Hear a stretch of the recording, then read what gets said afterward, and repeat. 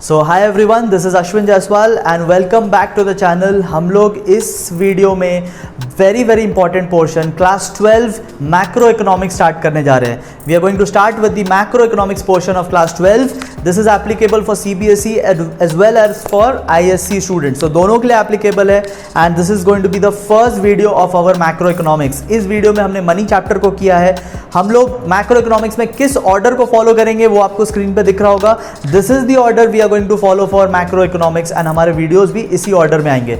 अगर आपने चैनल को अभी तक सब्सक्राइब नहीं किया है तो प्लीज सब्सक्राइब कर लो, अपने फ्रेंड्स के साथ भी शेयर करना।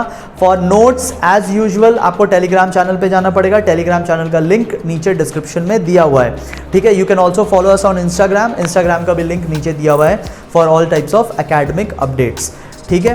तो एंजॉय द वीडियो। जो हमारा मनी का चैप्टर है, ये मनी का चैप्टर हम लोग 3 पार्ट्स में करने जा रहे हैं। आपको स्क्रीन पर दिख रहा होगा, टोटल 3 पार्ट्स में हम लोग करेंगे। सबसे पहला पार्ट में we will be discussing about barter system of exchange. Barter system of exchange के बाद हम लोग मनी का मतलब समझेंगे एंड टाइप्स या काइंड्स ऑफ मनी को करेंगे, ठीक है। सो फर्स्ट पार्ट मतलब ये जो पार्ट आप देख रहे हैं, इस पार्ट में हम लोग 3 टॉपिक्स करने जा रहे हैं, बार्टर सिस्टम और बार्टर सिस्टम के ड्रॉबैक्स मतलब लिमिटेशंस। फिर मनी का टॉपिक पे आएंगे और मनी के टॉपिक में हम लोग मीनिंग समझेंगे और कितने टाइप्स के मनी होते हैं, कितने काइंड ऑफ मनी होते हैं वो देखेंगे। इसके बाद वाले पार्ट में मोस्ट इंपॉर्टेंट पोर्शन पे हम लोग जाएंगे जो कि है मनी सप्लाई।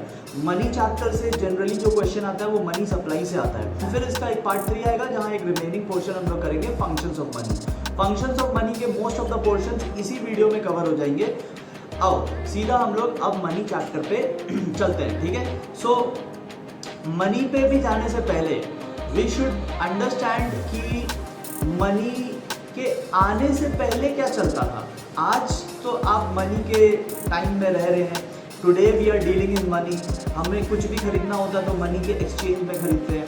बट क्या मनी हमेशा से था या मनी आने से पहले कुछ और भी सिस्टम था हमारे पास, तो हम उस पर चलते हैं, ठीक है। हम पुराने वाले सिस्टम को पहले डिस्कस करते हैं एंड ऐसा क्या हो गया कि हमें पुराने वाले सिस्टम को, जिसे हम बार्टर सिस्टम कहते हैं, बार्टर सिस्टम को रिप्लेस क्यों करना पड़ा। Money was not in our human civilization right from the beginning. एकदम शुरू से मनी नहीं होता था, शुरू में बार्टर सिस्टम चलता था। क्या है वो अभी देखेंगे। बट ऐसा क्या हो गया कि barter system had to go and money system, monetary system had to come in. ऐसा क्या हो गया तो वो अभी हम लोग डिस्कस करने जा रहे हैं। नाउ बार्टर सिस्टम आप देखोगे तो ये एक सिस्टम है जहां पे goods will be exchange for another goods. मतलब आपसे अगर हम गुड्स बाई कर रहे हैं तो आप भी मेरे से गुड्स बाई करोगे। We both will be exchanging goods. आज के डेट में क्या होता है, if I buy goods from you I will pay you money, if you buy goods from me you will pay me money.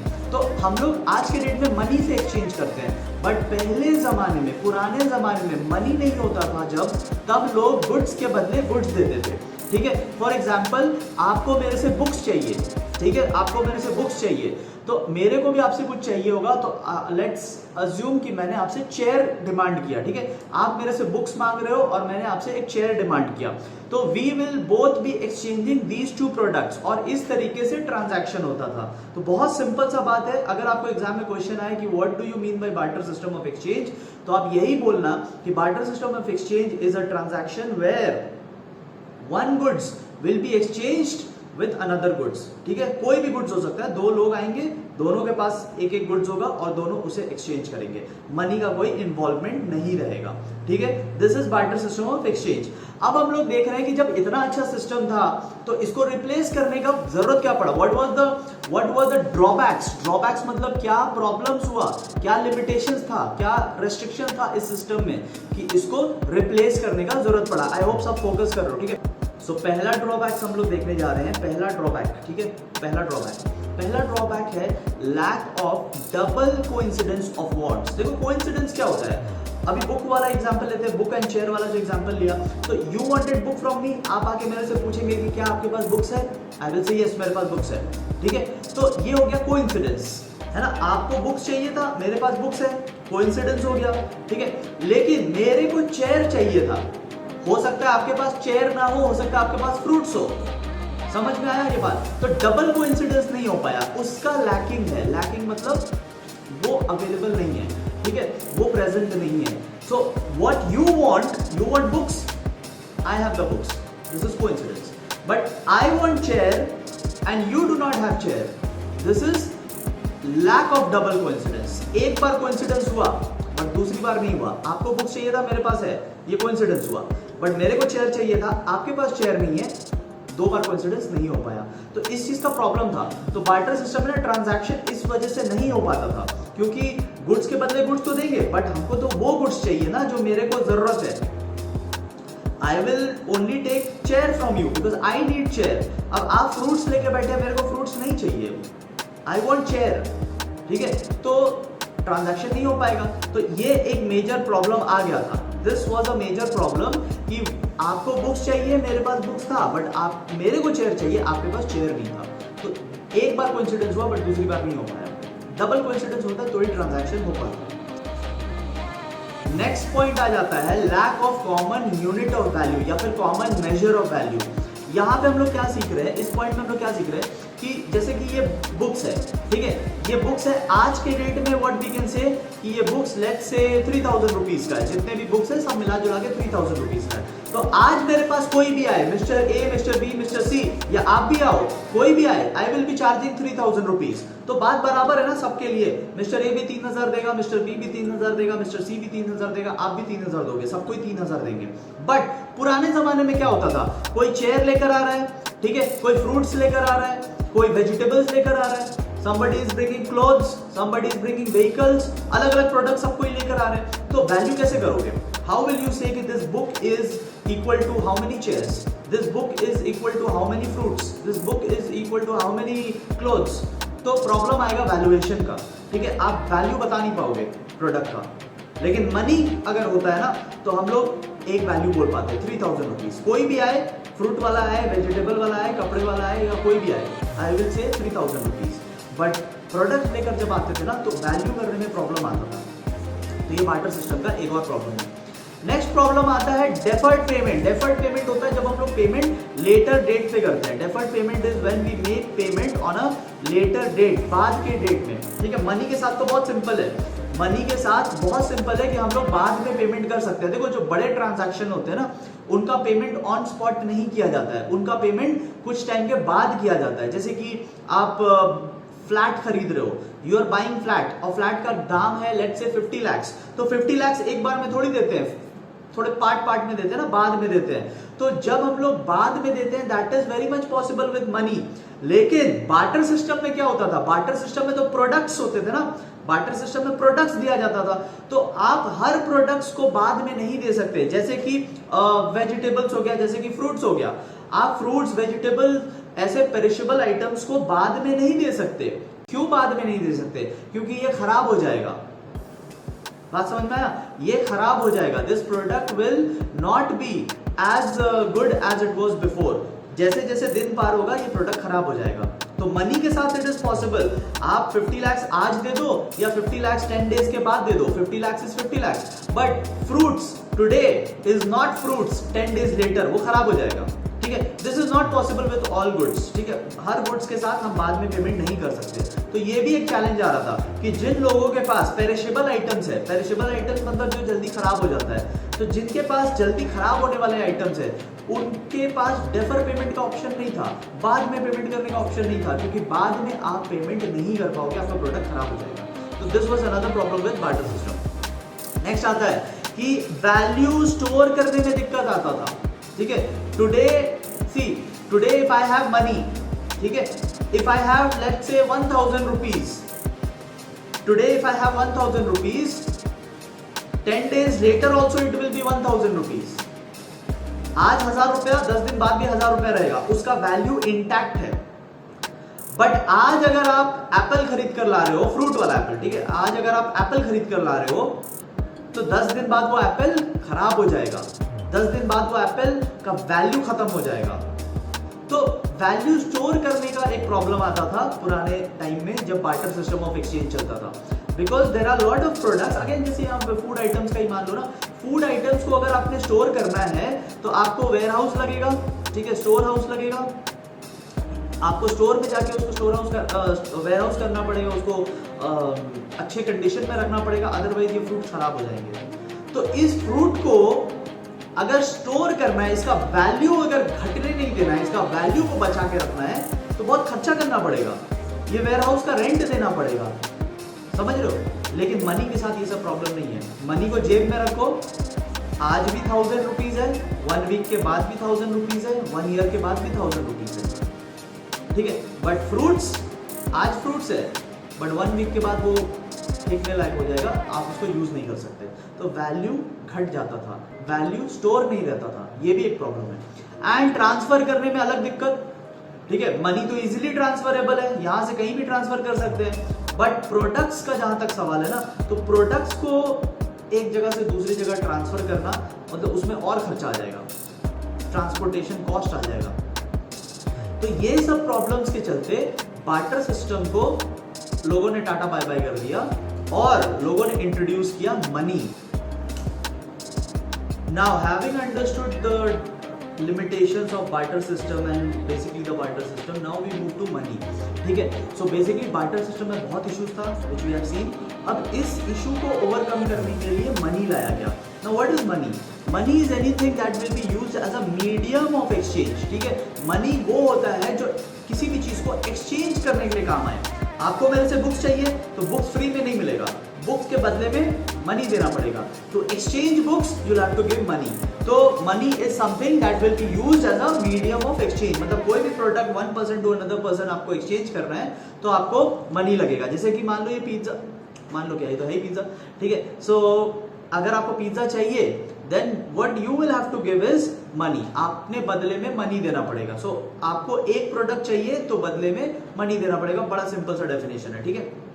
Okay, money के definition में हम लोग कुछ और भी चीज ऐड करेंगे, मतलब सिर्फ उतना नहीं लिखेंगे, हम लोग मनी के कुछ फंक्शंस को भी ऐड करेंगे। देखो मनी का फंक्शंस या मनी के डेफिनेशन में वही सब चीज आएगा जो बार्टर सिस्टम का लिमिटेशन था, जो बार्टर सिस्टम के डीमेरिट्स थे, बस वही सब आएंगे।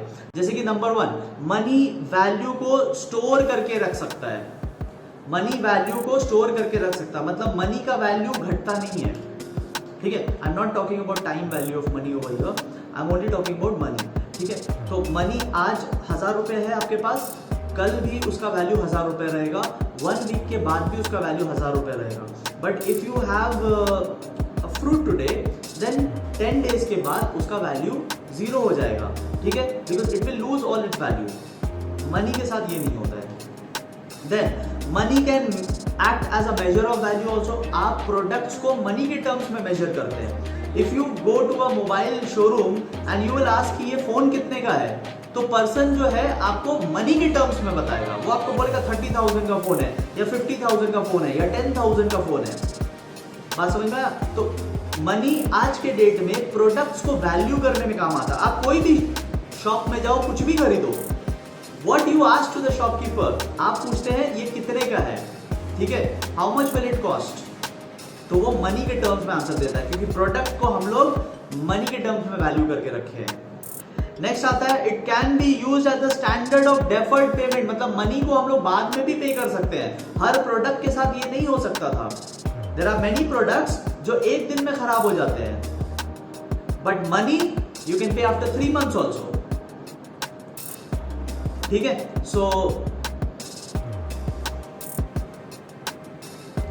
ठीक है, सो अगर आपको मनी के बारे में पूछे, एग्जाम में डेफिनेशन आ जाए, तो आप इतना लिखोगे कि money is the medium of exchange, money is anything that can be used as a medium of exchange, plus आप साथ में ये सब पॉइंट भी ऐड कर देंगे कि it can store value, it can be used to measure the value of the product, it can be used as a standard of deferred payment. आप एक और चीज लिख सकते हैं कि it can be used to transfer value, एक person से दूसरे पर्सन को ट्रांसफर भी हम लोग वैल्यू कर सकते हैं मनी के टर्म्स, ठीक है। ओके, हैविंग डन दिस, अभी देखो हमने वीडियो में क्या क्या कर लिया, हमने बार्टर सिस्टम समझ लिया, बार्टर सिस्टम के लिमिटेशन समझ लिए, हमने मनी का डेफिनेशन समझ लिया, and now very very important thing, हम लोग काइंड्स ऑफ मनी समझने जा रहे हैं। तो सब कोई स्क्रीन की तरफ देखेंगे। नाउ अब हम लोग एक बहुत इंपॉर्टेंट टॉपिक पे जा रहे हैं which is known as kinds of money या टाइप्स ऑफ मनी। अब ये जो पार्ट है इसमें ना अलग अलग बुक्स में अलग अलग तरीके से प्रेजेंटेशन किया हुआ है, ठीक है। कुछ बुक्स में थोड़ा सा लिखा है, कुछ बुक्स में बहुत ज्यादा लिखा है। और what I have done, I have accumulated all those notes and सब कुछ एक जगह पे दे दिया आपको। तो what I have done, her book से कलेक्ट करके उसको एक ही जगह पे डाल दिया है। तो ये वाला अगर आप समझ जाएंगे ना, you don't need to refer to different books after this, क्योंकि इसमें सब कुछ डाल दिया है, ठीक है। तो देखो काइंड्स ऑफ मनी, सबसे पहला आता है करेंसी या कॉइन और दूसरा आता है डिपॉजिट मनी। अब करेंसी और कॉइन में क्या क्या आता है? कॉइन आप समझते हो टोकन जो होता है ना, छोटा 1 रुपए 2 रुपए 5 रुपए वाले जो कॉइन्स होते हैं उसका बात किया जा रहा है। तो वो कॉइन्स किसको बोलते हैं? These are token money the face value of which is greater than the intrinsic value या मेटालिक वैल्यू। मतलब समझो कॉइन्स जो होते हैं ना, सपोज कॉइन में 5 रुपीज लिखा हुआ है, मतलब वो 5 रुपए का फेस वैल्यू है उसका, ठीक है। If you have a 5 rupee coin, मतलब उसका फेस वैल्यू, उसका मार्केट वैल्यू 5 रुपीज है। बट मेटालिक वैल्यू कितना हुआ? उसका मेटालिक वैल्यू मतलब जिस मेटल से बना है ना, तो उस मेटल का कॉस्ट कितना लगा, उस कॉइन को बनाने का खर्चा कितना लगा, उसको हम लोग बोलते हैं इंट्रिंसिक वैल्यू या मेटालिक वैल्यू, ठीक है। सो कॉइन्स वो होते हैं, वैसे टोकन्स होते हैं जिनका market value is greater than the metallic value, ठीक है। अच्छा, करेंसी क्या होता है? करेंसी मतलब वो जो नोट्स होते हैं, हमारे जेब में जो नोट्स होते हैं, पर्स में जो नोट्स होते हैं, जो आरबीआई ने प्रिंट करके दिया है, ठीक है, ओके। अब ये जो करेंसी नोट्स होते हैं ना, ये 2 टाइप के हो सकते हैं। पुराने जमाने में होते थे कन्वर्टेबल और आज के जमाने में होते हैं नॉन कन्वर्टेबल। पुराने जमाने में क्या होते थे? कन्वर्टेबल। आज के जमाने में होते हैं नॉन कन्वर्टेबल। पुराने जमाने मतलब कितने पुराने जमाने? वर्ल्ड वॉर 1 से पहले का बात है, ठीक है। वर्ल्ड वॉर 1 से पहले का बात है। वर्ल्ड वॉर 1 से पहले जो नोट्स इशू होता था ना, कहीं भी दुनिया में नोट्स जो होता था, उस नोट के बदले में आपको सोना मिल सकता था। मतलब आप गवर्नमेंट से जाकर एक्सचेंज करा सकते थे। You could have taken that note and उसको गोल्ड में कन्वर्ट करा सकते थे, ठीक है। तो आप नोट लेकर जाओगे, सरकार आपको उसके बदले में गोल्ड देगा। This was before world war 1, ठीक है। लेकिन वर्ल्ड वॉर 1 के बाद से ये सिस्टम हटा दिया गया। कन्वर्टेबल होता है वो जहां पे आप नोट को कन्वर्ट करा सकते हो गोल्ड में, ये पहले होता था। आज के डेट में पैसा कन्वर्टेबल नहीं है, ठीक है। In today's time money is not convertible. आप सोनार के दुकान में जाके गोल्ड खरीद सकते हैं, बट सरकार को वो नोट वापस करोगे तो सरकार बदले में गोल्ड नहीं दे देगा। आप आज के डेट में नोट वापस नहीं कर सकते, ठीक है। तो today what we are using is inconvertible note, उसको इनकन्वर्टेबल बोलते हैं। डिपॉजिट मनी क्या हो गया? डिपॉजिट मनी हो गया वो मनी जो आपके बैंक में पड़ा हुआ है, ठीक है। वो पैसा जो आपके बैंक में पड़ा हुआ है उसको हम लोग डिपॉजिट मनी बोलते हैं, ठीक है। अब यहाँ पे एक टर्म आता है फिड्यूसरी, ठीक है। फिड्यूसरी मनी क्या होता है? देखो, सपोज आई हैव टू पे यू 10,000, आई हैव टू पे यू हाउ मच? 10,000। तो हम क्या करेंगे? मेरे पास 2 ऑप्शन है, या तो हम आपको कैश दे दे 10,000 या तो हम आपको चेक दे दे 10,000 का। मतलब मेरा पैसा मेरे बैंक में है, I don't have cash right now, I have money in my bank. तो what I will do, I will write a cheque. Cheque में आपका नाम लिख देंगे कि pay to whatever your name is, आपका नाम लिख दिया जाएगा and pay amount 10,000 and I will give you that cheque. तो हम क्या किए? आपको चेक के थ्रू पेमेंट किए, हमने आपको कैश नहीं दिया, हमने आपको चेक दे दिया। तो ये जो चेक आपने लिया, इस चेक को बोलते हैं फिड्यूसरी मनी, ठीक है। Because I have paid you money only, not in cash but in cheque, तो इसको बोलते हैं फिड्यूसरी मनी, ठीक है। यहां तक आई होप आपको क्लियर है। अब ये जो इनकन्वर्टेबल है ना, जो कन्वर्ट नहीं हो सकता, मतलब ये जो आज के डेट में हम लोग यूज कर रहे हैं, इसका फर्दर क्लासिफिकेशन आता है। ये जो करेंसी एंड कॉइन्स है जो आज के डेट में हम लोग यूज कर रहे हैं, जो कन्वर्टेबल नहीं है, ये 2 टाइप के होते हैं, legal tender and deposit money होता है non legal tender. Legal tender मतलब क्या? लीगल टेंडर मतलब वो जिसपे सरकार का बैकिंग है, सरकार ने बोला है यूज करो तो हम लोग यूज करते हैं, सरकार ने ऑर्डर दिया है उसको यूज करने के लिए, तो वो लीगल टेंडर है। मतलब उसकी लीगैलिटी, वो लीगल यूज में इसीलिए है because it is legal tender. It is legal tender because government has said कि इसको यूज करना है, ठीक है। लीगल टेंडर जो होते हैं, मतलब हमारे देश में जो करेंसी नोट है, जो आरबीआई ने इशू किया है, हमारे देश में जो करेंसी नोट है, क्या वो नोट लेने से I can deny? I can not deny. Any person can not deny to use money which is legal tender. हाँ, आप मेरे को चेक में अगर पैसा देंगे, आप मेरे को चेक में अगर पैसा देंगे, आई कैन डिनाई इट।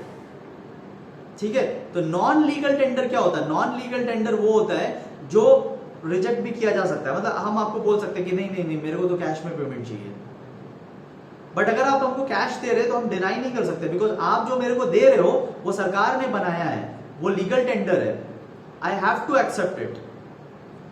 ठीक है, अच्छा, जो लीगल टेंडर होता है वो भी दो टाइप्स का होता है, एक अनलिमिटेड और एक limited.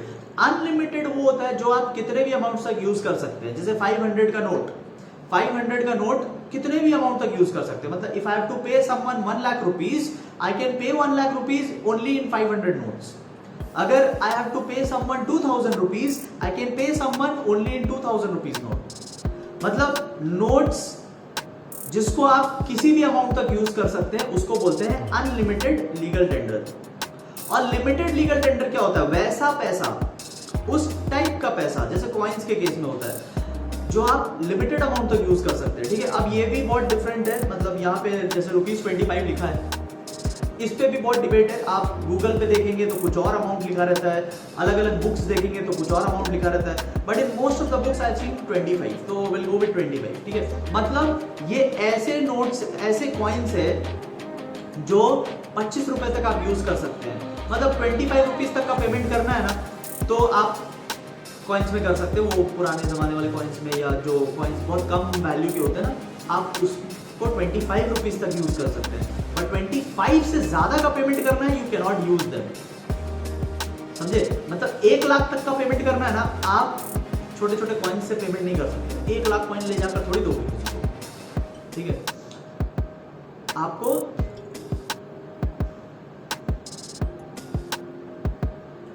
So this is limited legal tender. जितना शॉर्ट में आई हैव एक्सप्लेन दिस, इतना शॉर्ट में आपको कहीं नहीं मिलेगा। There are lot of books, सारे बुक्स का कलेक्शन एक जगह लाकर आपके पास यहाँ पे रख दिया है। ठीक है, लास्ट एक छोटा सा चीज देख लो, full bodied money and credit money. Full bodied money क्या होता है? पुराने जमाने में होता था ऐसा कि कॉइन्स को बनाने का जो खर्चा है ना, वो कॉइन्स का वैल्यू के बराबर होता था। मतलब मान लो, जस्ट फॉर एग्जांपल, 10 रुपीज का कॉइन है, तो 10 रुपीज का कॉइन को बनाने में भी अगर 10 रुपीज लग गया तो उसको फुल बॉडीड मनी बोलेंगे। मतलब कॉइन जितने वैल्यू का है, अगर उसमें 5 लिखा है, मतलब 5 रुपीज का कॉइन है, उसको बनाने में भी 5 रुपए का खर्चा लग गया। बनाने का तो खर्चा लगता है ना, तो उसको बनाने में भी 5 रुपए का खर्चा लग गया। ऐसे कॉइन्स को हम लोग बोलते हैं फुल बॉडीड मनी। और क्रेडिट मनी वो होता है जिसका, जो आज के डेट में यूज होता है, वैसे कॉइन्स जिनको बनाने का खर्चा कम है और उसका फेस वैल्यू ज्यादा है। That is what we are using today. ठीक है, ये जो इससे पहले वाले स्लाइड में आपको दिखाया था ना, ये करेंसी कॉइन्स, तो यहाँ पे जो कॉइन्स वाला हम लोग पढ़े थे, दिस वन, ये जो हमने पढ़ा था, ये वही है क्रेडिट मनी। ठीक है, आई होप आपको ये वीडियो समझ में आया होगा। इस वीडियो में समझाए गए हुए कॉन्सेप्ट समझ में आए होंगे। टोटल 3 पार्ट्स हमने डिस्कस किया था, barter system of exchange and उसके limitations. Barter system of exchange के बाद हम लोगों ने मनी का डेफिनेशन समझा, एंड लास्ट में हमने काइंड्स ऑफ मनी समझा। काइंड्स ऑफ मनी एक बहुत ही डिस्प्यूटेड टॉपिक है जो हर बुक में अलग अलग तरीके से दिया रहता है। सो काइंड्स ऑफ मनी आपको इस वीडियो में बहुत अच्छे से समझ में आया होगा, because what I have done, सारे बुक्स के कॉन्सेप्ट्स को मिलाकर एक जगह पे आपको उसको प्रेजेंट करके दिया है, तो आपको बिट्स एंड पार्ट्स में अलग अलग जगह से पढ़ने का जरूरत नहीं, you only study from here. आपको जो इस वीडियो में दिखाए गए हुए स्लाइड्स है, जो नोट्स है, वो आपको नीचे टेलीग्राम चैनल पे मिल जाएगा। तो आप टेलीग्राम चैनल पे जाओ and you are going to get that notes. ठीक है, टेलीग्राम चैनल का लिंक नीचे डिस्क्रिप्शन में है। We are going to meet very soon with the second part. ठीक है, जिसमें we will be discussing a very important concept, the concept of money supply. So till then, keep enjoying and do subscribe to the channel.